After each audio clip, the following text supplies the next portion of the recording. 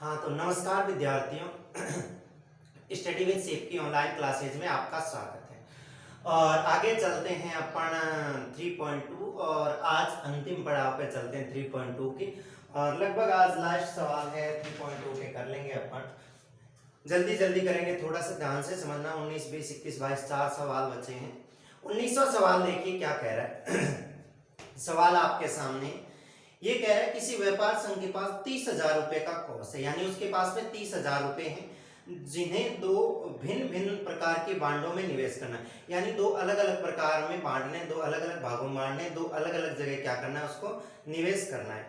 प्रथम बांड पर 5% वार्षिक तथा द्वितीय बांड पर 7% वार्षिक ब्याज प्राप्त होता है। दोनों पे अलग अलग ब्याज प्राप्त होता है। उसको अवयव गुणन के प्रयोग द्वारा यह निर्धारित कीजिए कि 30,000 रुपए के कोष को दो प्रकार के बांडों में निवेश करने के लिए किस प्रकार बांटे जिससे व्यापार संघ को प्राप्त कुल लाभ या तो 1,800 रुपए हो जाए और या कितना हो जाए 2,000 रुपए हो जाए। तो देखिए हालांकि इसको करते हैं तो अपन क्या करते हैं, 30,000 को दो भागों में बांट लेते हैं, एक एक्स मान लेते हैं, एक 30,000 मान लेते हैं, उसमें 5% और 7% ब्याज निकाल लेते हैं और उसको 1,800 के बराबर करके कर लेंगे। परंतु ये जो सवाल करना है अपने को किससे करना है, इसको करना है अपने को अवयव गुणन से, अवयव के प्रयोग से। देखिए ये होता है जैसे मेरे पास में मान लो ये 40,000 रुपए हैं, इन 40,000 को दो भागों में बांटना है। मान लो मैंने एक जगह 10,000 लगा दिए तो दूसरी जगह कितने लगाऊंगा मैं, 40,000 माइनस 10,000 यानी 30,000 लगाऊंगा। इसका मतलब 40,000 माइनस 10,000 लगाने पड़ेंगे। तो मुझे अब नहीं पता मेरे पास में कितने रुपए हैं, 30,000 रुपए हैं। मैं मान लेता हूं एक जगह मैंने x रुपए लगा दिए तो दूसरी जगह में कितने लगाऊंगा, 30,000 माइनस x लगाऊंगा ना भाई। सिंपल सी बात है, एक जगह अगर 10,000 लगा दिए दूसरी जगह उसमें से घटा के लगा दो। तो एक जगह 30,000 में से x रुपए लगा दिए तो दूसरी जगह 30,000 माइनस x लग जाएंगे। तो देखिए ये सवाल आपने उतार लिया होगा, नहीं तो इसको उतार लीजिए और मैं इसका सॉल्यूशन करता हूं गुणन अवयव से। कैसे करते हैं, अवयव के गुणन नियम से। देखिए मैंने 30,000 के दो भाग कर लिए, ये तो आपको समझ आ गया होगा। मैंने 30,000 रुपए जो थे उसको दो बांडों में बांट दिया, एक में x रुपए निवेश कर दिए तो दूसरे में ऑटोमेटिक क्या रह गए, 30,000 माइनस x रुपए रह गए। इतनी बात तो समझ आती है। इसको मैं एक ए अवयव में प्रदर्शित कर दूं, यानी इसको एक अवयव के अंदर लिख दूं क्योंकि अवयव का प्रयोग करना है। तो एक को तो मैंने x लगाए और दूसरे पे मैंने कितने लगाए, 30,000 माइनस x लगाए। ये एक मैट्रिक्स बन गई ए अपने पास में। दूसरा देखिए ए पे कितना 5% वार्षिक और बी पे 7%। तो देखो लाभ कितना मिल रहा है, उसको लाभ मिल रहा है एक पे 5%। तो 5% को क्योंकि अपने को तो रुपए में चाहिए, क्योंकि रुपए से गुणा कर देंगे कि है ना कितने रुपए आए उसको अपन जितने पैसे लगाए उससे गुणा कर देंगे तो अपना लाभ आ जाएगा, यानी कुल निवेश आ जाएगा। 5% हटाने के लिए बट्टे में 100 लगाते हैं और ये आएगा लगभग 0.05 आ जाएगा। और फिर दूसरा 7% है उसका निकाल लेते हैं तो 7/100 करना पड़ेगा और 0.07 आ जाएगा। इतने क्या आ जाएंगे, ये रुपए आ जाएंगे क्योंकि रुपए से ही रुपए की गुणा होगी, परसेंट से तो गुणा होगी नहीं। इसको मैं दूसरी मैट्रिक्स में लिख देता हूँ, बी मैट्रिक्स बनाता हूँ उसमें। देखिए इसको पंक्ति में लिख दिया। ये अगर यहाँ लिखूं तो ये एक पंक्ति और दो स्तंभ का अवयव है, तो निश्चित ही इसको अगर ऐसे ही लिख दूं ना 0.5 और 0.7 तो ये भी 1/2 का हो जाएगा। परंतु गुणा करने के लिए यहाँ दो स्तंभ है तो वहां दो पंक्ति होनी चाहिए। तो मैं इसको ऐसे ना लिख के ऐसे लिख दूं 0.05 और 0.07। अपनी सुविधा के लिए लिख देंगे, जैसा भी लिखना होगा लिख दिया। अब गुणन अवयव से कर देंगे, है ना, गुणा कर देंगे इन दोनों की। तो a की b से गुणा करवा दूं, a की b से गुणा करवा दूं तो देखो ये x और ये कितना 30,000 माइनस x। इसकी गुणा करवा दूं किससे, में इसकी गुणा करवा दूं 0.05 0.05 और फिर करवा दूं 0.07 से। जब इसकी इससे गुणा करवाऊंगा, जो निवेश किया था उसकी लाभ से गुणा करवाऊंगा तो जो लाभ मिलेगा वो दिया है पहले सवाल में उसने 1,800 रुपए। यहाँ से मैं पहले सवाल की शुरुआत करता हूँ क्योंकि 90 के दो सवाल दे रखे ए और बी, तो मैं यहाँ पे ए सवाल करता हूँ। बराबर मैंने लाभ कितना रख लिया, 1,800 रुपए रख लिया। अब इसको सोल्व करना है और आंसर आ जाएगा। देखो इस पंक्ति को पहले इस कॉलम से, तो एक ही पंक्ति एक ही कॉलम है तो इसको इससे गुणा कर दूंगा, इसको इससे करूंगा तो गुणा कितना आएगा 0.05x प्लस इसको मैं इससे गुणा करूंगा तो पहले इसको गुणा करनी पड़ेगी, किसको 30,000 को किससे 0.07 से, फिर माइनस इस x को गुणा करनी पड़ेगी 0.07x और बराबर में कितना हो जाएगा 1800। सिंपल से गुणा आप जानते हो, इसको इससे गुणा करेंगे तो इससे भी गुणा होगा और इससे भी गुणा होगा। मैं एक बार के लिए क्या करता हूँ, ये पॉइंट हटा देता हूँ और पॉइंट हटा के यहाँ पे बट्टे में कितना 100 लगा देता हूँ, क्योंकि 2 जीरो लगेंगे, और इसका भी पॉइंट हटा के बट्टे में कितना लगा देता हूँ 100 लगा देता हूँ।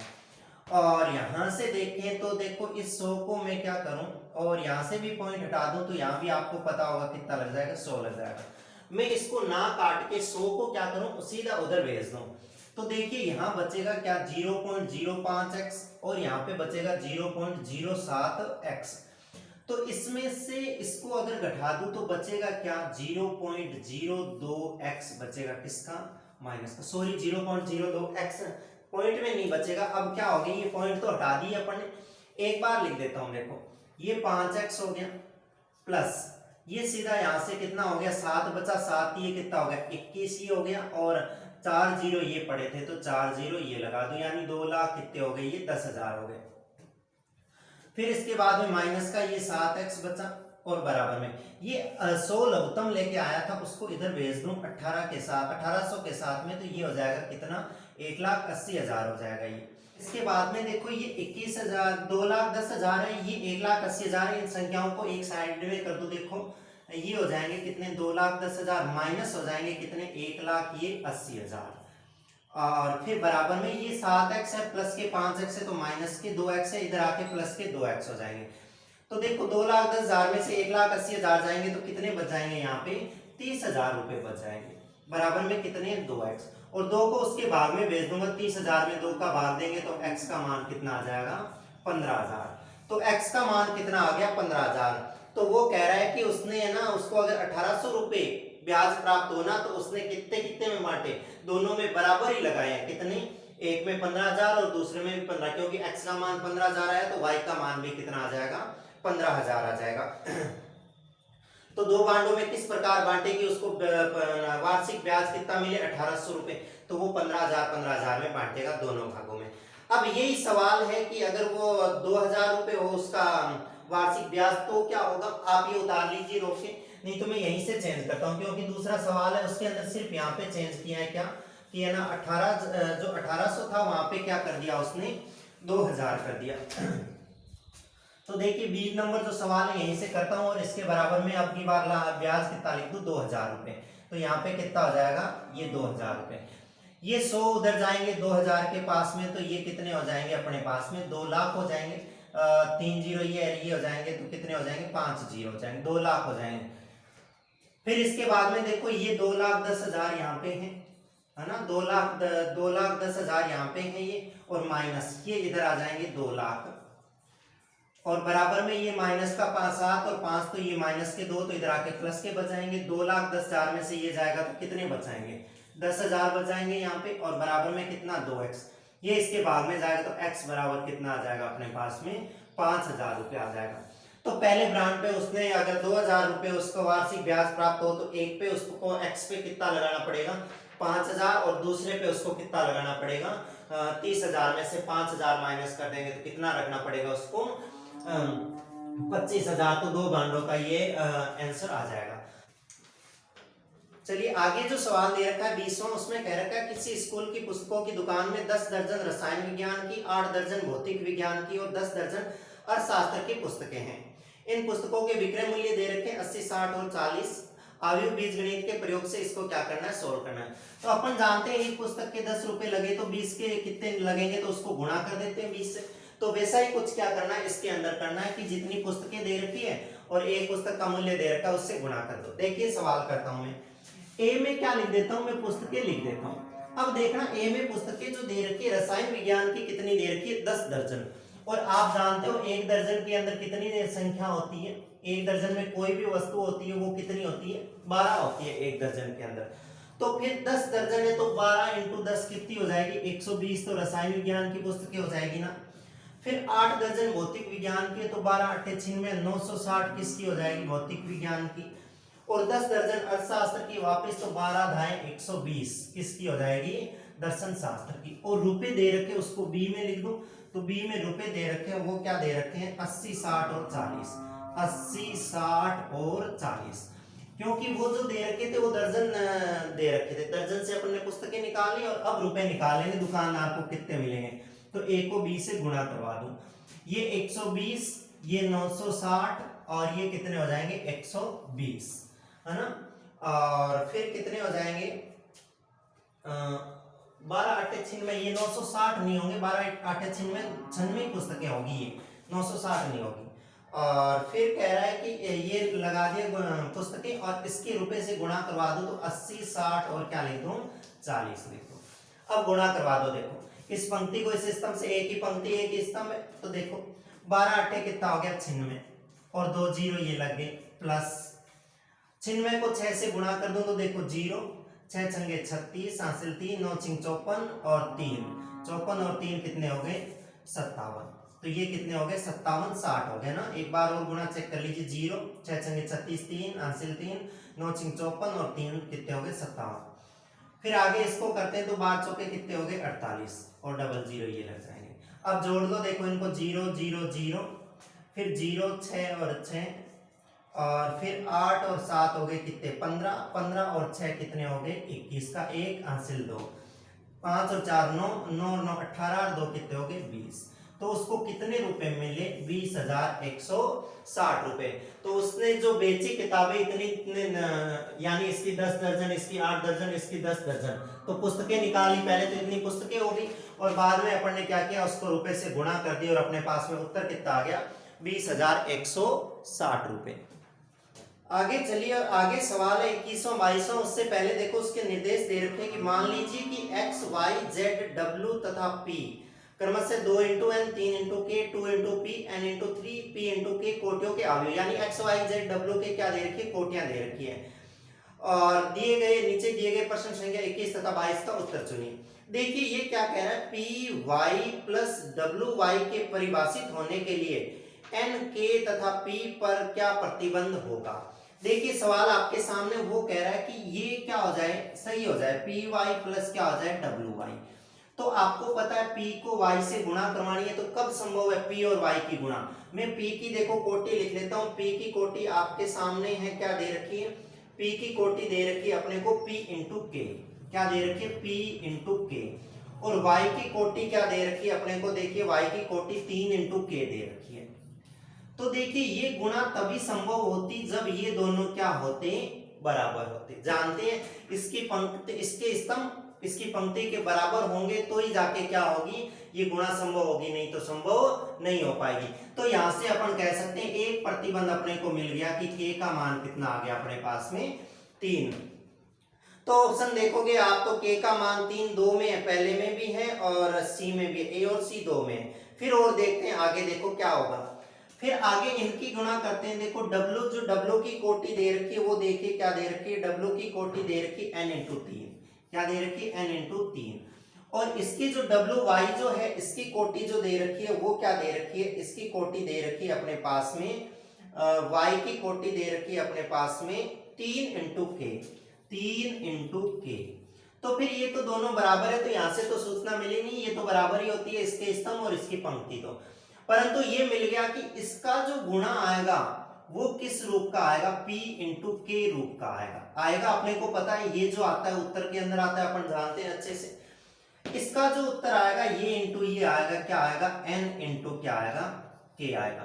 तो अपने को पता है कि जब दो मैट्रिक्स आपस में जुड़ती है, ये पूरी एक मैट्रिक्स बन गई गुणा होके, ये पूरी बन गई। जब दो मैट्रिक्स आपस में जुड़ती है तो उनकी कोटियां बराबर होती है। इसकी p × k है तो इसकी भी क्या होनी चाहिए p × k।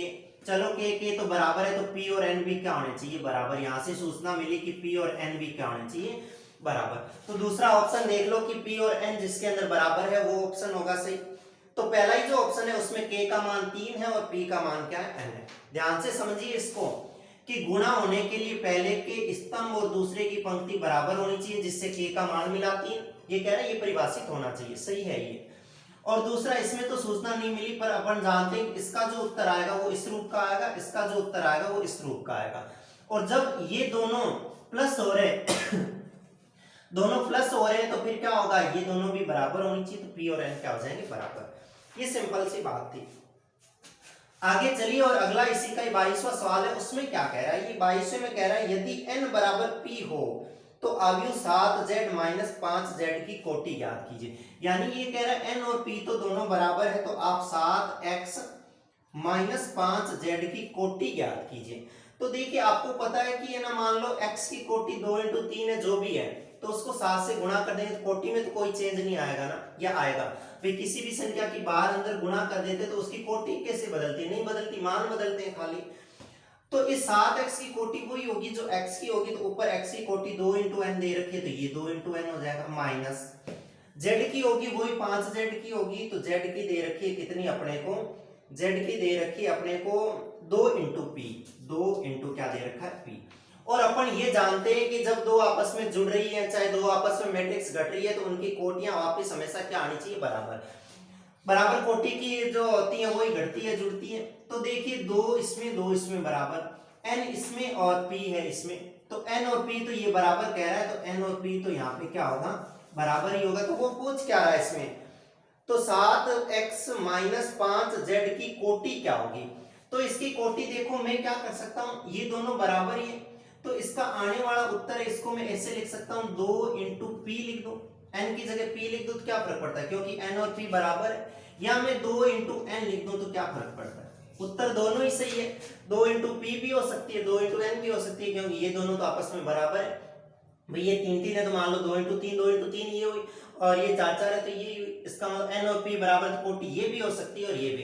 तो देख लो इन दोनों ऑप्शन में से जो ऑप्शन है अपने पास में, 2 इंटू पी तो अपने इस ऑप्शन में है नहीं, 2 इंटू एन है अपने ऑप्शन में, 2 इंटू एन बी में है, तो ये उत्तर हो जाएगा।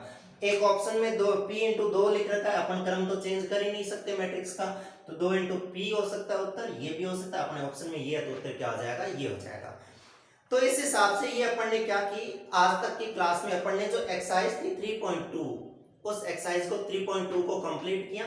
आप इस क्लास से संबंधित 3.2 एक्सरसाइज से संबंधित जितनी भी क्लासें हैं उनको एक बार और देख लीजिए। आगे की क्लास में चलते हैं अपन, और आगे की क्लास में करेंगे क्या, आगे की क्लास में अपन करते हैं 3.2। 3.2 से पहले थोड़ी सी उसकी बेसिक जानकारी लेते हैं, और उसके बाद में 3.2 के एग्जाम्पल करते हुए अपन एक्सरसाइज पे चलेंगे। तब तक के लिए धन्यवाद।